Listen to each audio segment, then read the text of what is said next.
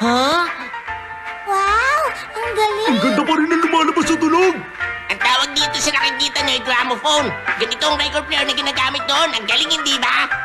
Pero, parang ang pangit ng tunog eh.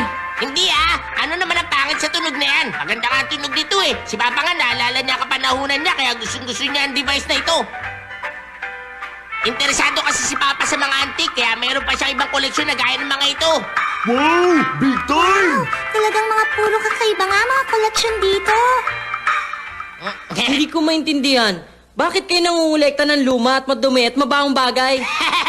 Hindi mo talaga maintindihan ng ganito ka high class sa libangan. Hindi ka kasi sanay eh. Kapag sinabi mo kasing antique, talagang popular yan sa panahon natin ngayon.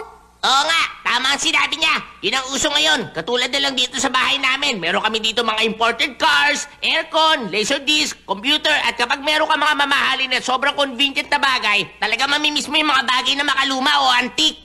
Oo nga, no? Naiintindihan ko na ngayon mga sinasabi mo. Oo nga, parang medyo naintindihan ko na rin kung bakit kayo nangongolekta ng mga antique. Ganun ba? Yun ba ang ibig mo sabihin? Imposible na maintindihan mo yun, Nobita. Paano mo nga naman maintindihan? Wala naman kayo kahit isang antique sa bahay ninyo, di ba? Meron no? Yung gano'n, ano yun? Yung TV namin, 10 taon na namin ginagamit yun. Luma na yun.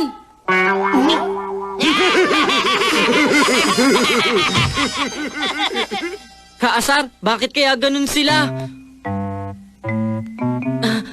Ang sama ng pakiramdam ko. Sino ba maghahangad ng lumang bagay? Doraemon, tulungan mo ako. Maglabas ka ng lumang bagay. Pakiusap, sige na. Ano? Mga lumang bagay? Sige na, Doraemon. Sige na, gusto ko magkaroon nun. Sige na, please naman. Oo naman. Talaga? Okay lang, kaya huwag ka mag-alala. Alam mo, madami kasing koleksyon noong 22nd century. At kapag bibili ka sa antique radio sale, may papadala nila kaagad yun. Talaga? Kung ganon, bumili ka na kaagad. Ang problema, kapag bumili tayo, mahal kasi. Wala tayong may papalit doon. Kung ganon, eto na lang. Pwede na siguro to. Sobrang luma na to. Hindi ko na ginagamit to eh. Sige, okay na yan. Time server! Dito tayo, order.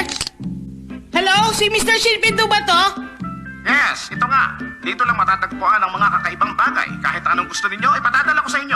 Ako po si Nobita ng 20th century. Gusto ko po sanang ipagpalit ang 19th century na radio namin sa isang bagay na mas luma pa dito. Okay lang po ba? Yes, sir. Sandali lang po. Maghintay lang kayo ng konti.